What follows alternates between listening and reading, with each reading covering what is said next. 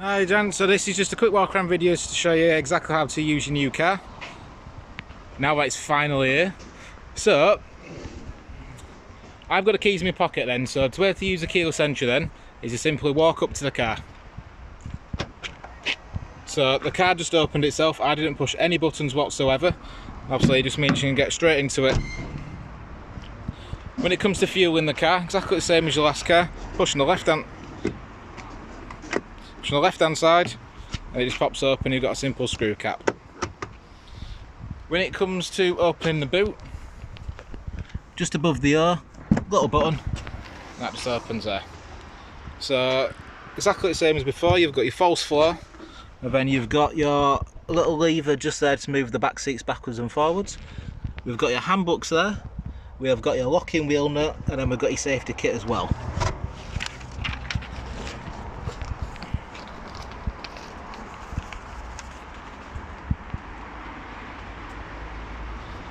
So let's jump inside and show you exactly how to use everything in here. So on your doors, you've got your 4 electric window controls with your rear lock off just there. We've also got your wing mirror controls, so left to adjust the left wing and adjust it there. The centre button folds the mirrors in, obviously when the electric's turned on. Your passenger airbag cut-off switch is just at the side of the dashboard on the driver's side. You do have to have the door open in order to do that, however. So getting into the car, in order to start it, just feet on, that's what I always do, and then push start. So the key doesn't have to be slotted anywhere, it's completely keyless. So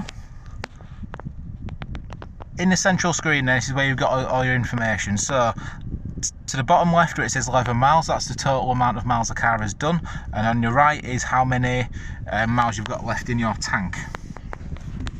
In the centre is where we've got all the information. So that's controlled by using either this button here or these buttons here. Use that button for scrolling down the menus there, and then use that button there to scroll for all the different menus from that sub menu.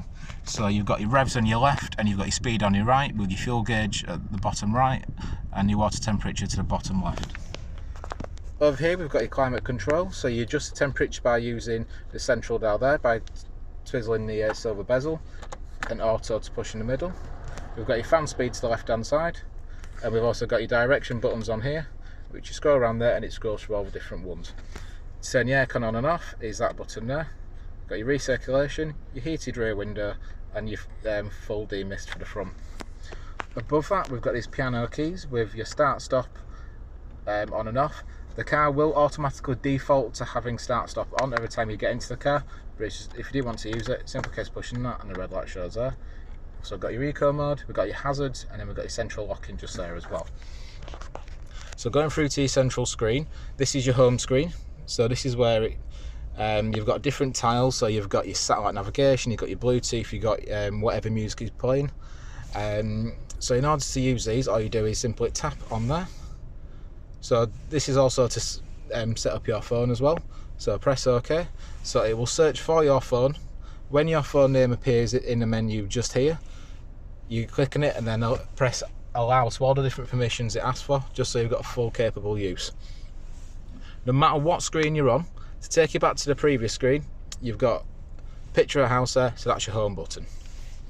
So if we go through to the radio, so at the minute it's also on the radio, so that if you want to go into different ones of that, you go onto sources, just at the left hand side, and then you can click through whether you want digital radio, whether you want Bluetooth.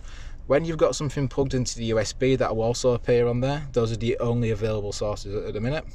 So if I've gone to digital radio, so if we go to list, and that gives you a list of all the digital radio stations.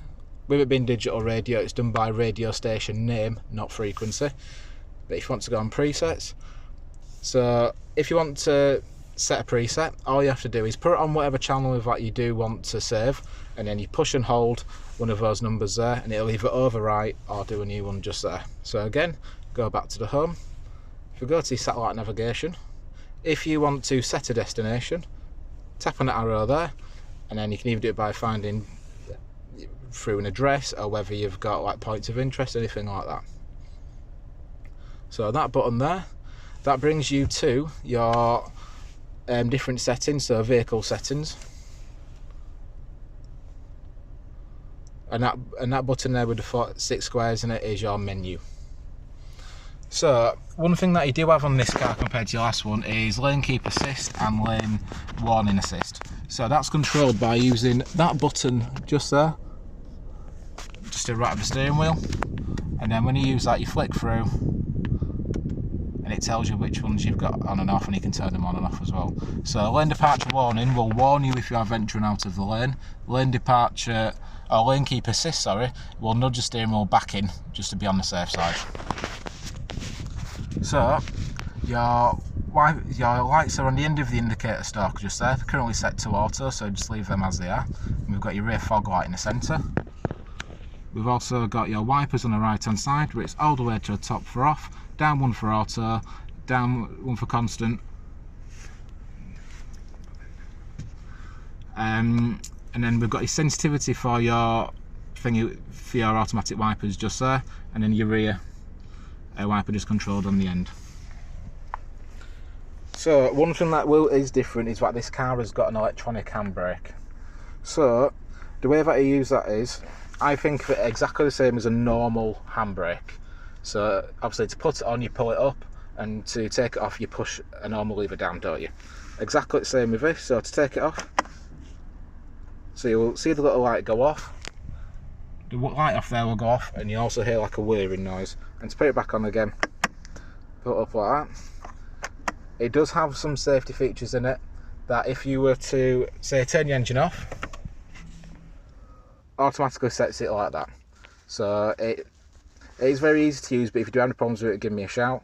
Same as before, you've got a 5-speed box with reverse towards you and back.